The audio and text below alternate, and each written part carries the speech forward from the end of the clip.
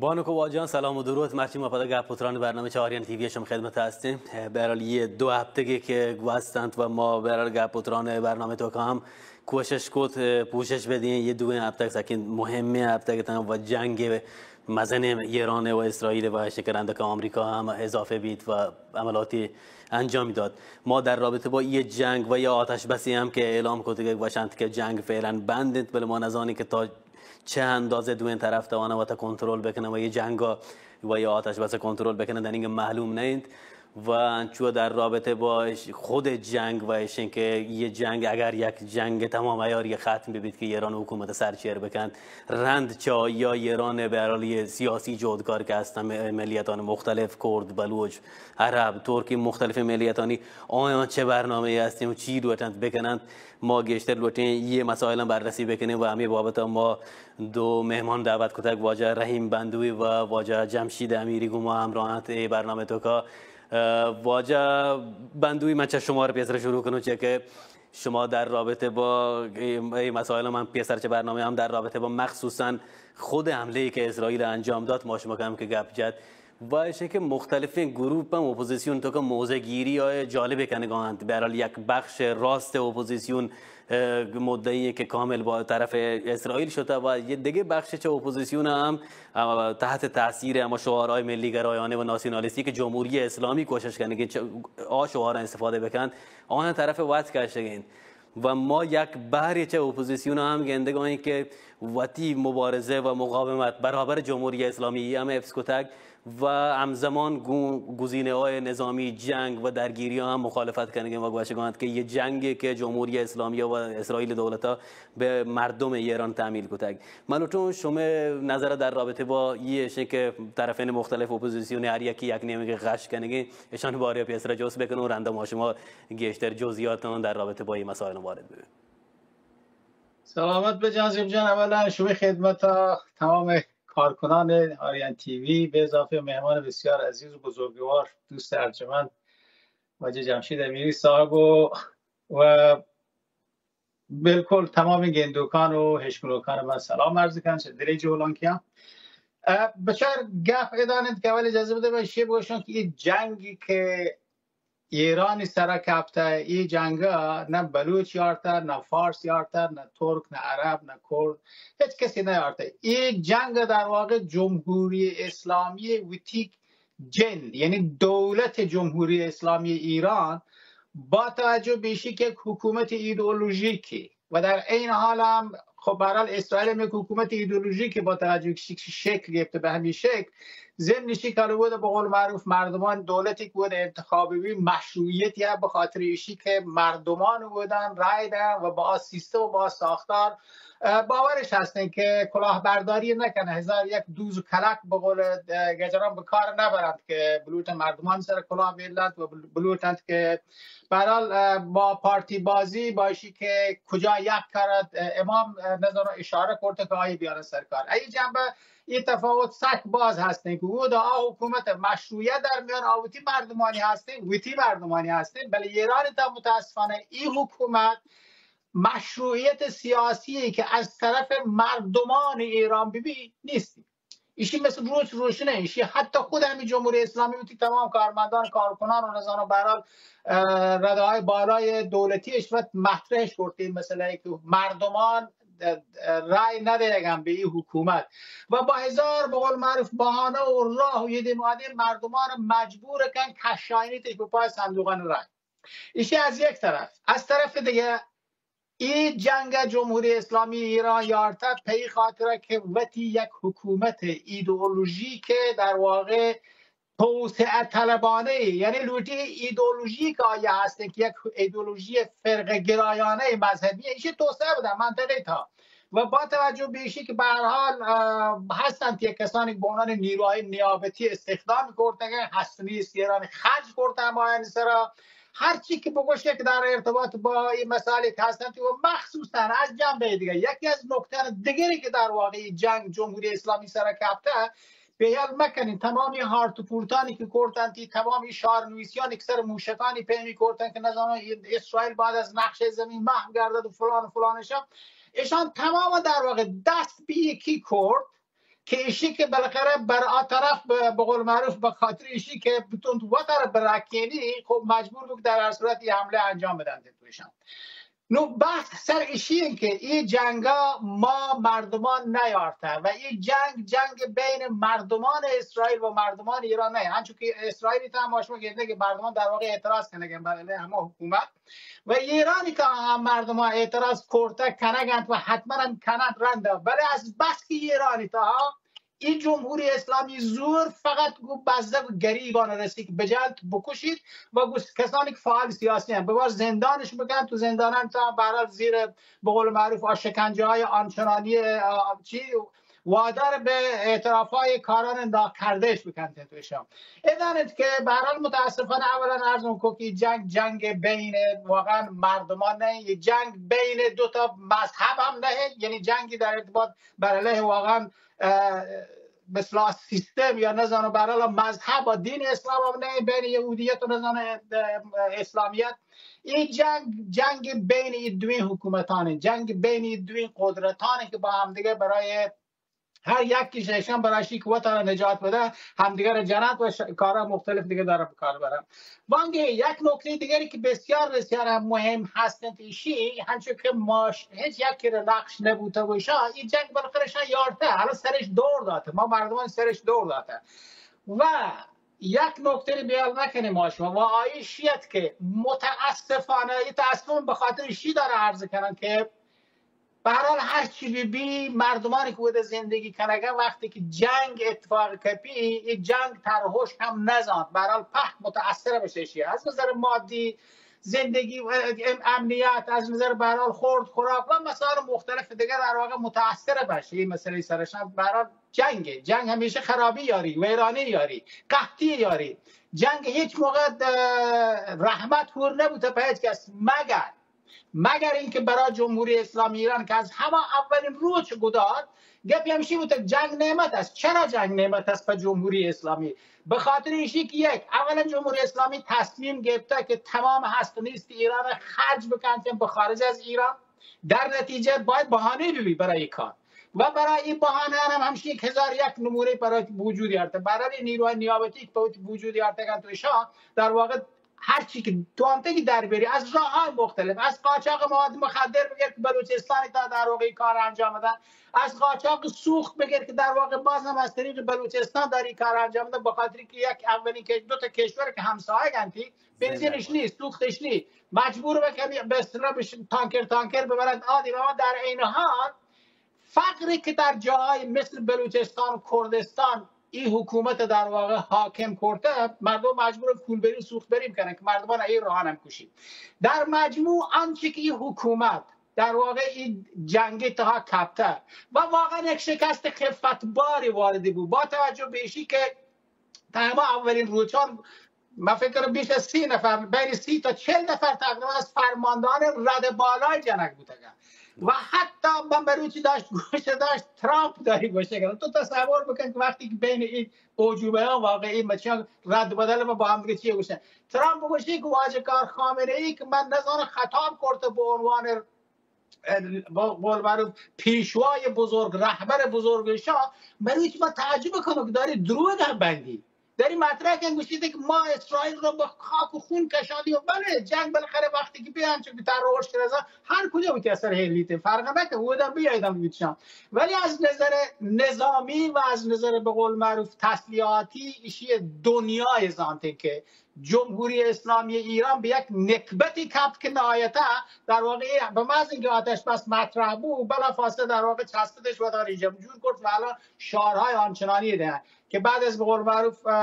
چندین مدتی گذشته الان دمی زیو مروشی و دارم فکر کنم که کسانی که به قولوتش بوده دندانن تا شهید بوده دارن چیه کنشن. شما تصور بکنید وقتی یک حکومتی دارید تمام هست و نیست یک کشور تحت دست انتی و به اصطلاح در دنیای مدرن امروز حکومتان کار ایجاد خدمات برای جامعه، برای شهروندان یک کشور، در ارتباط با آموزش بگیر تا خورد و خوراک بگیر تا همه چیزی هستن. جمهوری اسلامی ایران در واقع تبدیل کرده به یک قحطستانی که هیچ چیز نیست و همه چیزی که هسته در دست باید انتشار بیارن با گرانترین قیمتی که ممکنه هسته دارن باقی کنن. اینانت که از نظر مشروعیت این رژیم ایرانی تا اجبر نبودگی هنگت الان داری بدتر بوده و جای تا نقطه اولی که من گفتم بیار بگوشن شید که مردمان، بسیاری از مردمان، من نگوشم تمامانش، منتها بسیاری از مردمان ایران در داخل با وجود این صدماتی که داشت حسش و دیستش ولی خوشحالت از شیشی که بالاخره این حکومته که فقط و فقط به خودی های خیلی نزدیکی رسید و حتی این فساد آنچنان در میانشان رفته که در میان همه خودی های هم تبدیل بوده به عوامل و جاسوسان کشور اسرائیل به خاطر نیازان آنچنانی و دشت برال بوده که هستش میشم. اگر زودتر جنبندی بکنه که ما وقتا بتوانیم. بله من تمام کردم. در مجموع چیز که در کنچه اوضاع احوال در کنچه شرایطی این جنگی که وجودی هست به وجود آورنده این جنگ جمهوری اسلامی ایرانه، چرا که جمهوری اسلامی ایران مسئول تامین زندگی و خدمات برای مردم ایرانه، نه شیک برای جای دیگه بروته. اما عامل این جنگ یک که دیگه برای همه حلال شیعیزمی که دنبالی بوده آیم به عنوان یکی از محوران این که یا ما به قول معروف هستهای سخت سیاستان حکومت این که این جنگ سری کپتک و الان هم هسته و بیشترین ضرر متاسفانه سر مردم های احتویتن، ولی این مردم ها خواهان گذر از این حکومت هم به هر بهای گذر از این حکومت هم. به همین دلیل این که الان به قول معروف این مشکلات پیشی احتگان و هنگت هم هستن. ببخشید منتوار واجه بندوی ما در ادامه گشتر شما رو جز کنیم در رابطه با ایشی که برال مردم اگر برال سرنگونی یا اشک جمهوری اسلامی برال به شدت تضعیف بیت و ممکنه که هر لحظه ممکنه سرنگون ببید شما رو گشتر جز کنیم. واجه امیری شما رو برال وقتی ارزیابی در رابطه با اتفاقاتی که کپتن بگوشه و میشه که واجه بندوی هم اشاره کرد که یک بحری چه مردم اثر استیصال که جمهوری اسلامی شکنجه کردن، آزار دادن، سرکوب کردن برال خوشحالتن که یک کشوری دیگه حمله کنه. من یه چیزا هم اشاره بکنم که به هر کشور حمله کننده هم به هر حال آورده که اپوزیسیون راست باشید که دموکراسی کارید، آیی وقتی ملک هم دموکراسی نیست و سرمست چه قتل هزاران کودک فلسطینی هات که حمله کودک. بله واجه امیری ما شما ارزیابی گوشتا رو که سلام و درود جان و آریان تیوی کارکنو کو دستان در کارم و همچنین جناب مهندس رحیم بندوی بزرگوار. سلام و درود و درهبات. بچارت مروچی جنگان به خاطر منافع سیاسی و اقتصادی و اجتماعی پیش آیند. ما زانک جهان مروچکین مخصوصا جهان سرمایداری درگیر فروش سلاح‌های مدرن و سلاح‌هایی که هر روز سرمایداران و کارخانجات مالتیپل و بین المللی دنیا توکا تهیه کنن برای فروش و کاربرد اشانه. جناب بندوی در رابطه خیلی از مسائل اشاره کو که من 100% گو اتفاق کن اشی که جمهوری اسلامی بانی و باعثی جنگ هر دوتا هم نتانیاهو و هم جمهوری اسلامی دوتا جنایتکارن که بالاخره برای پیشبرد مقاصد و دست بیکاران کنن. ولی ما را در اروپا یک مسئله هم مثلا در همین انگلیس تا زمانی گوشی طرف دستی بلند نورته و حمله نکته اگر طرف دشمن هم بده تو باید مدارا بکنه و چیم که و کسی دست بلند کنه و حمله فیزیکی کن خب مقصریم. نتانیاهو همچین حالتی هستی. درسته که عامل تمامی بدبختیان نظام جمهوری اسلامی برای مردمان ایران، ولی اشی هم از طرف بچارن که نتانیاهو هم با کشتار 65,000 نفر جن و کودک در غزه که تمام مسلمانان تقریبا اعضای وحشت زده هستند، ایرانش حداقل در شرایطی قرار داد که الان مروچی یه بخشی از این مردم مسلمان حداقل خوشحالن که گوشن خب جمهوری اسلامی برای اولین بار مثلا تلاوی و خاک خون یا نزانم موشکانی در ویدان نشتن. پس ادانه که در یه جنگ هم جمهوری اسلامی یه مقدار برای آیانی که باورش به جمهوری اسلامی و در داخل ایران مثل ما ملیت هم فرق، ما ملیت هم مثلا کرد، عرب، بلوچ تمام چیزا به خاطر منافع ملی و باید ارزیابی بکنه و در یه وسط چیزی که به نفع ما باید از آی بهره. ولی در کل مردمان ایران مادی که در ضمنش مخالفتن ولی همچون که تو اشاره کن دو دستگی طیف چپ و راست وجودیه و یه مقدار از نیروهای چپی که تا حتی و جمهوری اسلامی مخالفتن مخالفی جنگ هستن. به خاطر ایشیه که جنگ همچون که به قول نخست وزیر مالزیا آقای محمد کی گوگست جنگ با سرنیزه و پوتین و بمب افکن و یه چیزان و دموکراسی و حقوق ملی روکار نه. حقوق ملی با آگاهی، با تلاش مردم و با انقلابهای مردمی روکاریه. ادانه که یه جنگ نیروهای سیاسی در سر یک دراهی هست. یه بخش از نیروهای سیاسی که ارگ ملیش هست، خب آیی گوشتم جدا از ما بلوچان و ملیتانه. مثلا من بلوچ چیزی که برای مهمه تضعیف جمهوری اسلامی و بهره برداری از مسائل روزن و اتحاد و انسجام در داخل ملیت وطن به نفع وطن. ولی برای کل ایران، برای مردم تهران، شیراز، فارس و مشهد چیزی دیگه، مثلا یک نجات مملکت است، جنگ زیر ساخته ها و چیای که به اصطلاح ملیه که هستن در ودان هنچون دوست مشارکو که جنگ چیزانو نزان امکانی هستن که سر مسئله یک سکوی نفتی هم بکپی، در یک پالاشگاه هم بکپی و در یک نهاده های نظامی هم بکپی. خب تا ادان که اگر که نهاده های نظامی و سپاه شنبه مردم خوب خوشحالن و دیدن که در همچین حالتی نه یه حتی همکاریش نکوه چی، بلکه که آیی هم به خاطر وحشتیش هست که جمهوری اسلامی که الان گندگین داره عملی کنه به یه تعدادی به عنوان همکار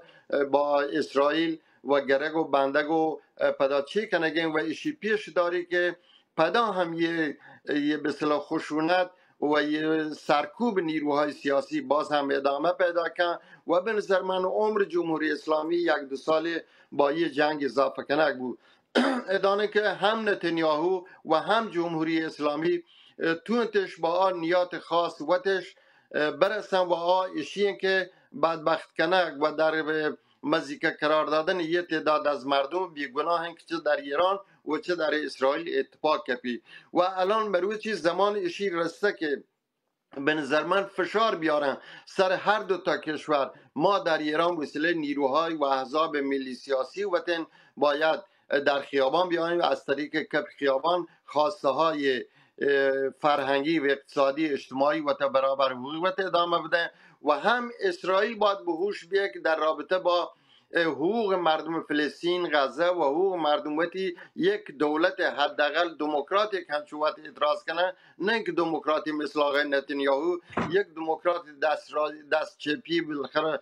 مردمی روکار بیارن که حقوقشان تمام بمانی که از این به بعد دنیا در صلح ثبات ببی. نه اینکه الان ما حقیقتا دلواپس بیادار که آیا با یک تجدید نظر در قوای نظامی آیا یک جنگ دیگه اتفاق کپی و آیا همانطور که ایران گندگین که الان گرگ و یارگ سلاح از روس و از چین نظر مجهز کنه که نیروهای وطی و شاید دست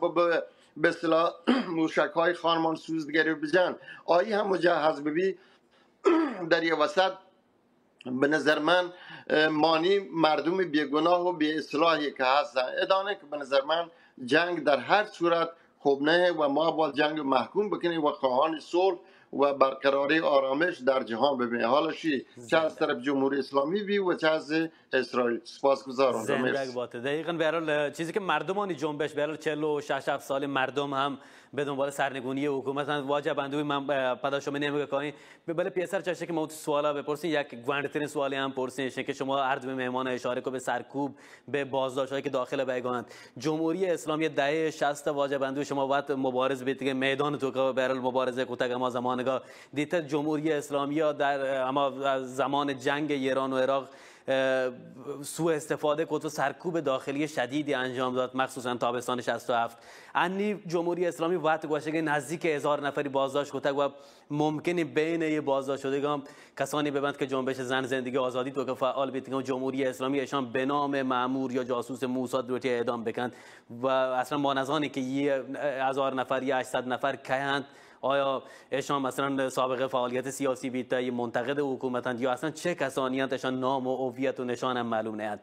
در کنار ایشیا اگر جمهوری اسلامی مسیر سرنگونی برود ما بلوچ مخصوصا باید چه کارهایی بکنیم، ما باید چه مسیریا حرکت بکنیم و انی تا آروچ واسطه چه برنامه ریزی احزاب سیاسی بلوچ توانه بکنند. من هر دوم سوال یه جا گفتن یه واسطه که لطفاً زمان برنامه کنترل بکنه، اگر بیت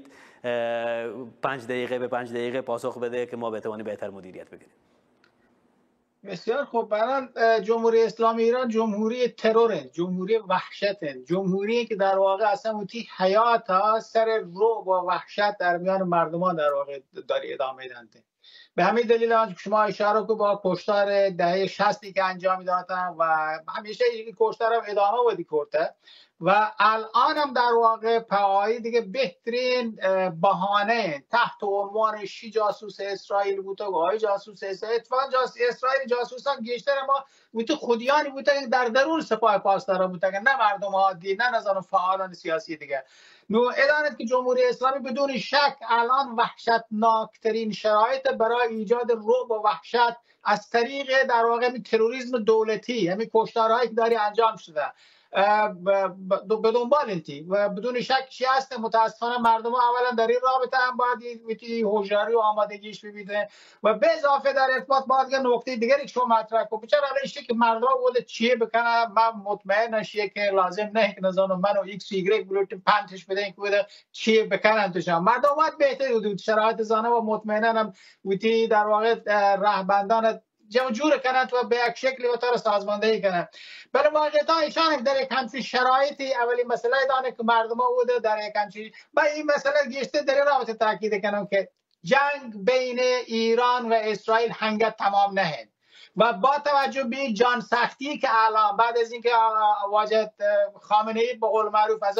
قبر وقتی در یحت در و همچون که ترامپ داری در واقع قیافه گوشی تنگ اصلا عامل زندمانه که تو مناگنه تا دیر اینجا تا که تشتن تی جاگا ما زانده من نهشته بوشا نو الان که در یحت داری گور کنگن تو تمام چیزانی که پیسر در واقع بشک بوده که تنشان لورتا سول بکنن توشا الان همه چیز داری در برطرف بیته. ادانت که احتمال جنگ مجدد بین جمهوری اسلامی ایران و بین نتانیاهو یعنی بین خامنه ای و نتانیاهو حدا هم یایگیت و یایتن ایشی چشمانداز هم چو پیش داری. بنابراین ایشی سخت مهمه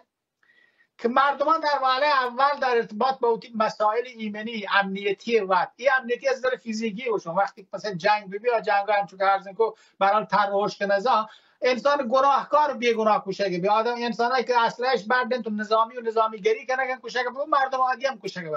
شی سر اولی مسئله که باید فکر بکنن. دوما در ارتباط با ایشی وقتی جنگ ببی احتمال ایشی که قحطی هم ببینید سک بازه بنابراین باید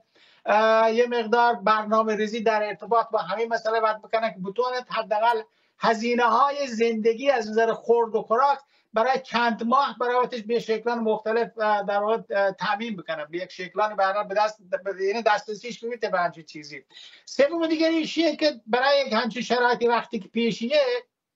بی نظمی و بی قانونی سک بازه یک همچین اوضاع احوالی تا که در حال جنگن تو فقط بوده به قول معروف زور اسلحه که در واقع تعیین کننده ایشین که زور گونکن تو شاه چوش این موقع از سک مهمه که محلوک و مردمانی که به هر حال در کلگ روستایان کوهانی تا بخشانی تا شهرانی تا توشا به شکل‌های محله‌ای در واقع براوتش باید کسانی که اطمینانش هستن گو همدیگر در واقع یک شکلانی وتی شوراهای محله‌ای تشکیل بده که در ارتباط با مسائل مختلفی که پیشی با مشورت با همدیگر اقدام به عمل بکنن توشا و در این حال هم در ارتباط با همین مسائل شا وقتی که پیش آیند توشا کسام نزد در واقع چی ببین سک مهمند که این شوراهای محلی و منطقه‌ای و تاره در واقع به یک شکل آمادگی برای روز مبادا که یک دفعه کلن این حکومت بروتی بپرشی بی نظمی دیگه وحشتناکتر هم هنگت بیتندشان و در آمادگی میکنه و ایشی شامل تمام مردمان بلوچ به نظر من در بلوچستان بید فرق نکن در کردستان در نظام خراسان در هر کجا ایران که هستن شامل پهکان بید همین الان هم انتباه کنه همین الان هم متاسفانه واجب اندوش متوار قطع بید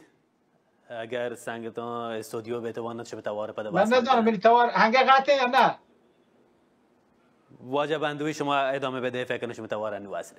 هسته بلی توار یا نه الو واجب اندوی منی توار داره شما؟ تیتوار من هست ها، تیتوار هست من تیتوار داره هست. انو شما توانه ادامه بدهید. من در اصل داشتم شنو عرض کو که در یک همچین اوضاعی در یک همچین شرایطی ایشی سک حیاتی هم بیتند که مردمان بلوچ به طور کلی و مردمان که هر کجا دیگه فرق نکن، کردستان مردمان و تهران مردمان و هر کجایی بند شاه، حتی همین مردمانی که در درون حکومتند هم این شوراها باید کوشش بکنن که این مردمان بکشینن به سمت وقت که در آن شرایط خیلی حساس و سختی که پیشیه به اتفاق هم دیگه در واقع بتونن نظم ووتی دستا بگیرن، قدرت ووتی دستا بگیرن. پس از های به هر حال سرنوشت مشخص میتونه دیگه، به قول معروف چونی حکومتی و چونی حکومتی جانشینیشی بیایید، یا حتی اگر چنانچه حکومتی کسمه بی همین حکومتی ووتی جن در واقع به چه شکلی در واقع پدا برگردینک بیتن بیشی که همه که در واقع بوده باطل میبینه. حداقل من ارزم چیه تمام من دیگه یشتش وقت نگرم، من زانش وقت سک زنده با توجه بندوی ببخش مشکل فنی هم که پیشات شما توار کم که قطع واسه بگات من فکر کنم منی جند برای شما توار متاسفانه قطع واسه بید وگرنه من بیننده شما توار هستید و شما اشاره کد واشه مطلب ایشه که مردم آمادگی ببید خود مدیریتی، یعنی ایشه که بتوانه وتا چه برل در شکل‌های مثلا ایشه که گوانتر شکل روستایی تو که یک برل قبیله و طایفه تو که چه به شکل بزرگ در شهران تو که وتا مدیریت بکنه شرایط جنگی هم هستی. واجه امیری ما شما نمیگه که جنگ ممکنه یک جنگ همگیری فراگیری ببید و سواحل بلوچستان که اهداف نظامی و صنعتی ایران سک باز است، مخصوصا چابهار اطرافا. اگر یک جنگ همه جانبی شکل بگیرید آیا اپوزیسیون یه آموزش دنیگاه دیگه شهرانی مردم ندادگم برای ما گندگان اپوزیسیون بلوچ کوشش کنه که در حدی که برای اوضاع مدیریت بکنند بلش که مردم باید آمادگی ببید که ممکنه صدها هزار آواره یه شهرهای ساحلی هم بروتن شهرهای مرکزی بلوچستانگاه و ایشان پناه ده یک واسطه مردم باید اقدام بکنه، چه که جمهوری اسلامی مادی در زمان سیل زلزله و دیگه حوادث که هستن هیچ کمکی به مردم نکرده. آیا اپوزیسیون برنامه است که یه آموزش هم بدند به مردم که مردم بتوانند آواره های جنگی هم پناه بدهند؟ در یه 12 روز جنگ جمهوری اسلامی پیشی داشت که هیچ گونه به اصطلاح پیشساخت هایی برای تلفات یا برای رفاه و آسایش مردم در نظر گرفته نبوده، برای اینکه ما شما دید در اسرائیل به محض که آژیران به صدایت مردمان به پناهگاهان پناه برد و از مرگ نجاتش پیدا کرد. البته در ایران هم ضمن اشیه که خب ما شما یه باورمندی هست، منظور وحده که شما یعنی مردمان ایران آیانی که به نظام معتقدیاتی بگشی خب ما اگه کشکوین نزانوت زین العابدین و حسن عسکری و امام حسن حسین یک جاگاه به و شهیده، ولی واقعیت امرشیه که در یه مدت دیدن هیچ گونه پناهگاهی یا یک جای امن زیر زمین یک مردم پناه ببرن در فکرش نبوده و یا که شاید بوده یا اعلامش نکو. خود چیز طبیعی شان چیزانی که با دولت فراهمش بکن برای مردم، تا حتی در مناطق سواحل مکران و مشوی علاقه هم بچه مردم ضمنش یک برای وقت احساس مسئولیت بکنن برای همنوش باید در یه فکر ببن هنچون دوستان شارکو جنگ هر لحظه امکانی هسته. پس ما هم باید به عنوان یک آدمای روشن و یک آدمای که خطر احساس کنه برای دنبال پناهگاه، دنبال آسایش و دنبال چیزی ببین که کمتر تلفات بده. معمولا دولت در یه فکر نه، ولی مردمان هم متاسفانه نتونن به یه شکل و آماده بکنن. خب بدان طبیعی چیزانی دوستان اشاره کو در مواد اولیه جمع کنگاه زوغه و اتحاد در بین وطش در موقع ضروری که از نظر سیاسی چطور متحد ببین که بتونه حقوق ملی و یه مقدار گشتر پا بر جا بدارین، خب یه چیز طبیعیه. ولی واقعیت امرشین که اشان هم با ایجاد سازمان ها و احزاب ها یک در داخل فعالا و مردمی باید کمیته ها یک در یه زمین شرکنک ببید تا اشان بتونن یه چیزان پیش بینی بکنن در آینده. خوشبختانه الان در بلوچستان هم یه مثلا بوسیله کنشگران، بوسیله آیانی که دستن در کارن هستن. البته یک تعدادی شاید مثلا آداب که ما شما در خارج گندینی آدابی مگندن، برای اینکه در یه مدت 12 روز در به اصطلاح گروه های کنشگری کشان وحده که اظهار نظر کنگ بو جاه یک مردمان گوشی مثلا لحظی چیزان خوب طبیعی مثلا همشی که در بلوچستان اتفاقی نکه ایشه بپالیه که گرنگ گوشی خوب دامنگیر ما نبیشد، ولی خب ما را در بلوچستان هم در چابهار و هم در خاش و هم در زاهدان پایگاه های نظامی هستند. اگر کارد و استخوان برسی اسرائیل یا هر کشوری دیگه بالاخره به ودا هم دست جمع. یک چیز دیگه به نظر من از طرف نیروهای سیاسی خارج مثل گروه شاهزاده باید هوشیارانه عمل بکنن، بخاطر که جان مردم گشتر بخاطر نباید در همچین شرایطی اعلام بکنن که هنگه سرته قضیه معلوم نه یک مقدار خوشبینی و خوشباوری باید راه بدهن و اعلام قیام بکنن و مردمان به خیابان بکشن تا حد بهانه دست جمهوری اسلامی بدهن. الان خیلی از چیزا از دیگ و پیری مرو به همین پیامی که وزیر شاهزاده داده خیلی در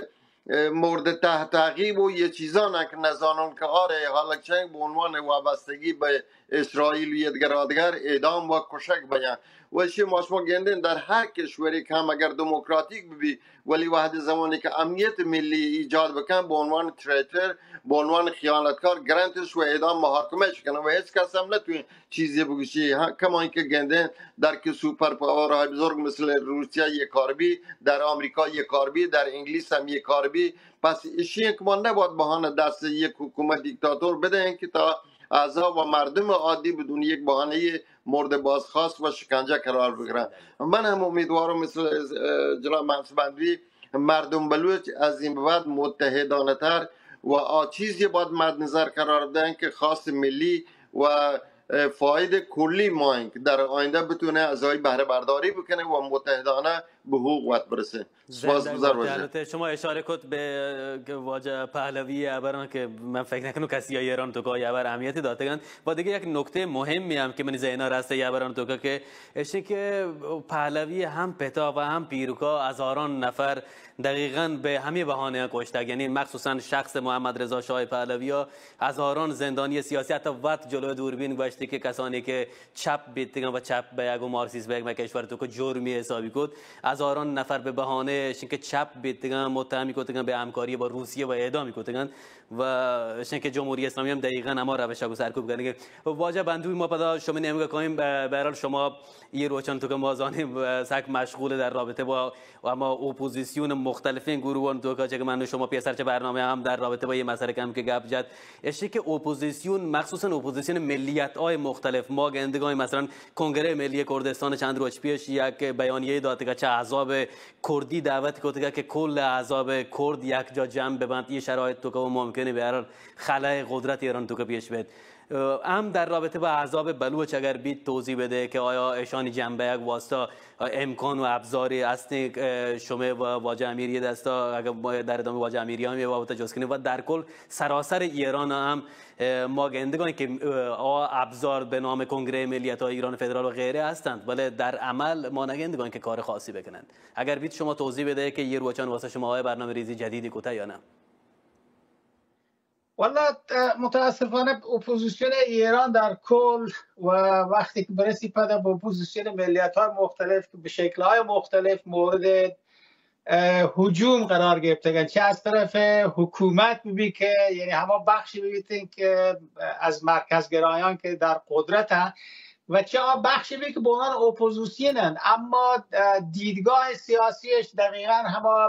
مرکز محوری هست. به این شکل خب می در میان متاسفانه هم دقیقا همانند هماهنگ که هستن توشا هم بستگی در واقع آنچنانی که باید ببینید ضمن داشتن اختلاف سیاسی در عین حال هم رعایت روابط دیپلماتیک و نظام مسائل به قول معروف انسانی و یه پیمین چیزان دارک ببین متاسفانه بیتا هم سک کم بوده کشن. بنابراین از دیدگاه من کسی که سک مهم متحد ببین همه داخله اپوزیسیونی که خارجی تا هسته این اپوزیسیونی که خارجی تا هسته متاسفانه پراکندگی در حد ناامیدی در نتیجه داخل که باید تاکید بلی سریش یک روی مسائل مختلف منطقه‌های مختلف و به هر حال شخصیت‌های متفاوتی که بوده هستند بین آیانی که بوده داخل بلوچستان این همبستگی بسیار بسیار حیاتی تره تا شکل نظرم فرض کن یک بلوچ فدرالیستی، یک بلوچ استقلال طلبی، یک بلوچی که نزانم مرکز گیشتر بهایدن، یک بلوچی که گیشتر نزانم بلوچستان جنده بایدن شا میتا انگت متاسفانه بجنگین گپی ولیش یک واقعیتی که هستین. چون اگر بلوچ حقیقت باشه ندانی که می محور می در واقع ختمش کارکنک الان در داخله ایشی که ما اینگو نیرو بیلین در ارتباط باشی که اپوزیسیون بلوش نزانه 10 نفره دانه 5 نفره دانه 2 نفره دانه 3 دانه نیرو تشی سر بیلین نشان باشی با این کشی نباید باشه ده همچین جاگایی که برحال عموم جهان داره گوشت دارن توشان ولی می محور الان شیه که ما هر چی توانه همانگو داخل تاوت نیرو بیلی اینگو سعی کنیم با احترام گامدگه برخورد بکنیم اینگو سعی کنیم همدیگر تهمت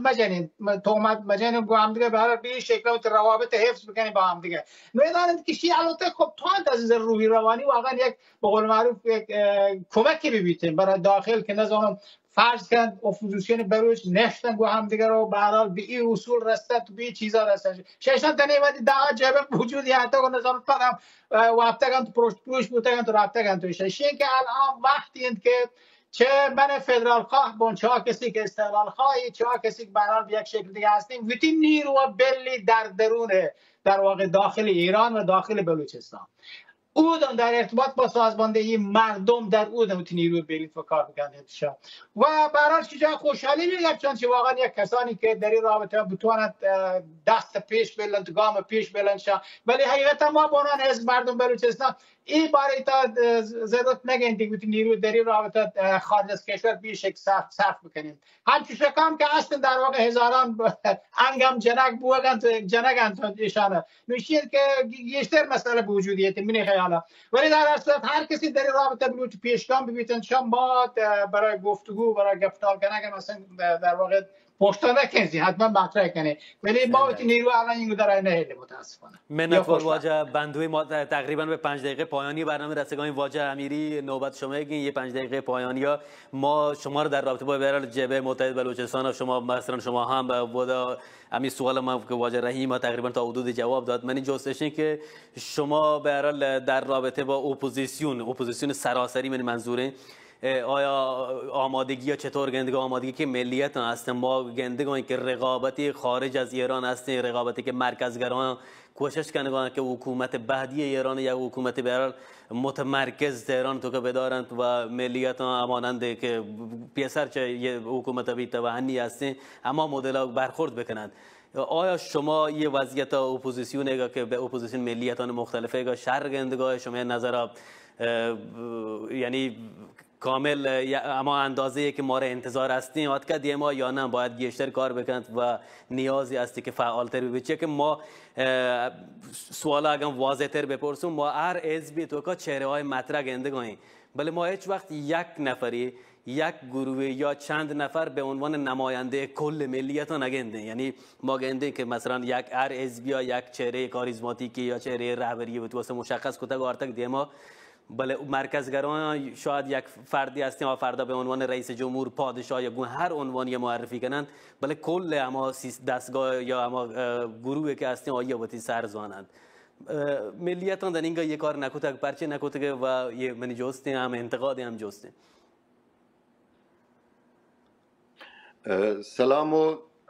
سلام مجدد بچه گرز در مقابل پهلوان ما درستیم از نظر سیاسی از نظر کارکرد احزاب سیاسی مثل کردستان دیمان نیهتگین هنو گندن در کردستان در 2 تا جنبش به اصطلاح رای در کل ایران یکی جنبش مشروطیتی که انقلاب 57 احزاب سیاسی کرد نقش اساسی و پیشگام و مترقیش بوده متاسفانه ما بلوچان در هر 2 تای اقدام مشروطه و سال 57 نزور بودگیم ولی شی دلیل برشی نبی که ما هیچ نه الان خود همین حزب واجباندویشان حزب مردم بلوچستان با یه حال که هنو خبر اول کم به نظر من توانن در زمینه های با اپوزیسیون بلوچ باشانی که مخالفت در زمینهای همگرایی و اتحاد همه شکلی که در احزاب کردستانی هستن باید ادامه بده الان گندگن که حزب دموکرات کردستان ایران و کمله زحمتکشان و بقیه احزاب پارت آزادی کردستان و غیره و غیره اشان تمام در یه اتحاد و همگرایی پیش قدمند و آ چیزی براش مسئله و حقوق ملی مردم کرد و سایر ملیت ها. ما بلوچان هم جدا از شان نه، هرچند هم که تعداد کمه و پایگاه آنچنانی به صورت میلیونی یا 100,000 نفری در ایران نیستیم، ولی توینه یه تبلیغات بکنن که فعلا برای ما نه فدرالیست مهمه و نه استقلال مهمه و نه نظر چه چیزی که برای مهمه حقوق پایه‌ای و اساسی ملت بلوچه که ما به صورت همصدا با قشرهایی که در داخل و در خارج متحدانه تبلیغ بکنه که دیگه بلای سال 57 سر میه. ما را باید یه آمادگی ببی که ما روی مسائل و شعارهایی که ما را از هم دور کن و به اصطلاح منافع آنچندانی روشان تکیه بکنه و برای هم دشمن تراشی یا نظر قهرمان پرست سیاسی حزبی بکنه. ادانه که من انتظار هستم مخصوصا جناب آقای بندوی که با تلاش و دانشی که دیگه سیاسیان روحایی و رو آقای بلیدی و بقیه دوستان هسته پیش قدم ببند در رابطه با یه اتحاد یه کار بکنن که بیشتر تا حتی حول یک محوری و محور حقوق ملی مردم بلوچ متحد تا در داخل هم یه به اصطلاح سوپرگیری و یه انرژی در ودا ایجاد ببی. بچه مردم داخل هم بری تو اگر یک مقاله 10-20 خطی در یک سایت کنشگری لکه فوراً ترجمه کردن که آیا مگر در ودا خبری شما چی که شما احزاب سیاسی ضد همیشه اگه صحیح بان که بله ماشین شی خوب به نظر من یک قدم مثبتی برای آیانی که در داخل کار کنه، البته با حفظ موضوع های مشخص هماهنگی و همگامی ما را باید ردلینان وقت ببی نکته هایی که در آینده ما را ضربه جنه شان ما باید ضمن مشخص کنه شان هدف های مشخص برای حقوق آینده شان باید ببی هستن افرادی و اشخاصی که خب یه مقدار خواسته هاش هستن که در آینده من به عنوان یک حزب سیاسی آیان در جهت منافع مردم بلوچ گندم شی وظیفه من که من در مقابلشان بوشتم ولی لحظی مسائل دیگه هستن جزئی ما را اختلافات آنچنانی نیست و برای برطرف کنه یه اختلافات آنچنانی ما باید مثل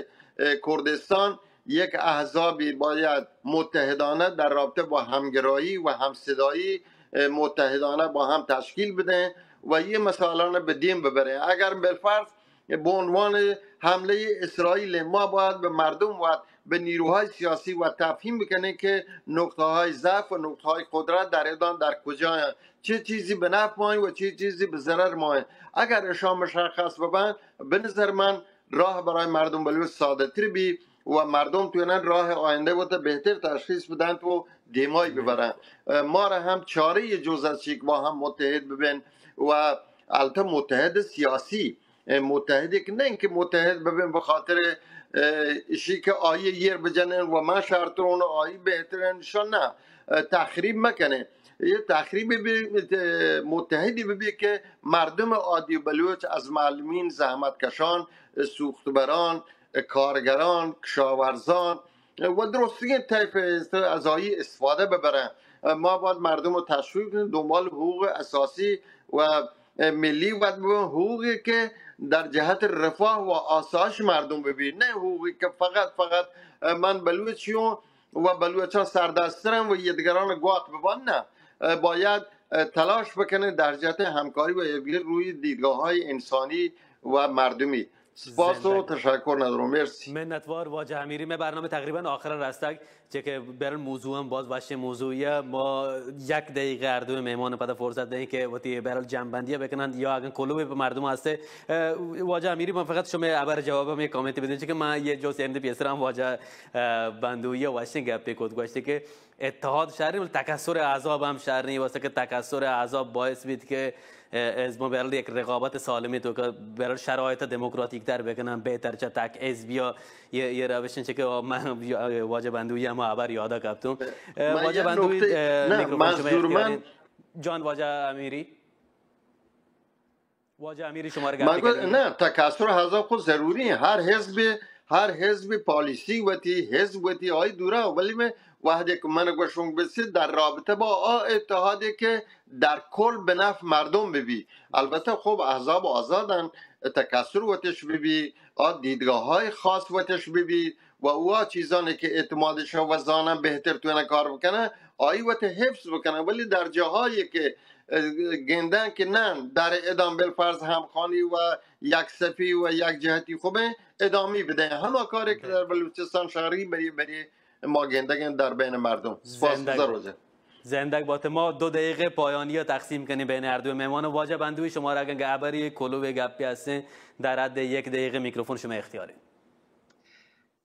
اپوزیسیون در خارج به هر حال تلاش کنه که به قول معروف یک شکل یک نوع تکاپو یک نوع رقابتی که بخصوص در میان بخش از اپوزیسیونی که به اصطلاح عمدتاً ماش به عنوان اپوزیسیون مرکزگرا در واقع به یک شکلانه حساب کنیم در تکاپو که به هر حال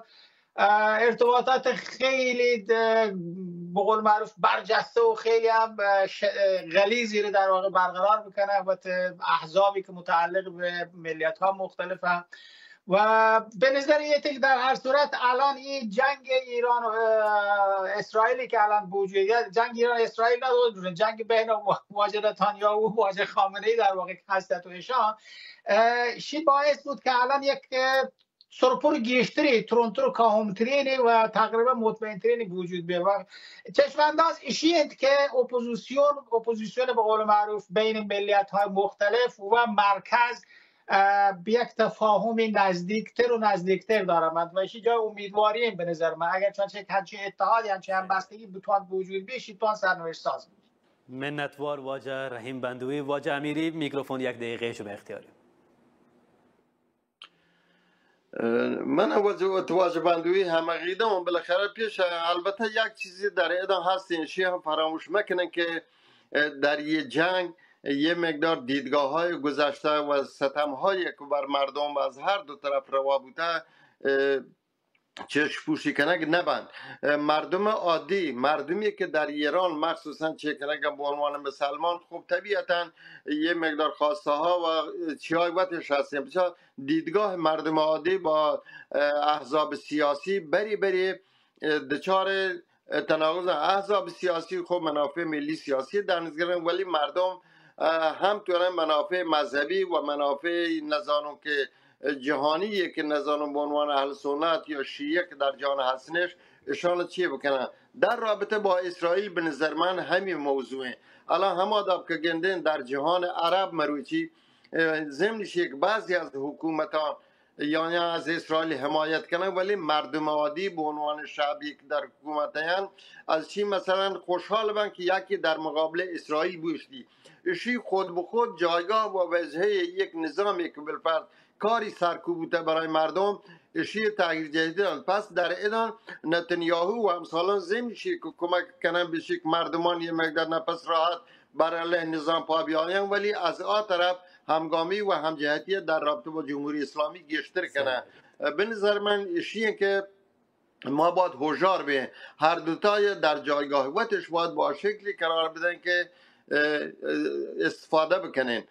و توضیح بدن که جریان از چه قراره. سلامت باد. منتوار واجه جمشید امیری و واجه رحیم بندوی که شما تو وحد عشق مرچی آریان تیوی گپوتران برنامه بهر زرد و انچو که هر دو مهمان هم اشاره کرد دقیقاً اوشیاری ملت لازمه و ایشن که ما برحال گزینه ایه که گون مردم همراهین نم با رژیم و تمامیت خواهی که برحال به هر دلیل وقتی برحال حکومت دارک واسطه جنگ پادگنند و باعث مرگ و کشتار و نابودی برحال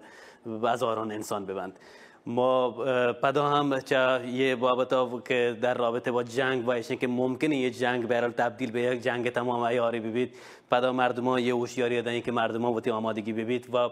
وقت به صورت خود مدیریتی و تا مدیریت بکنن اداره بکنند و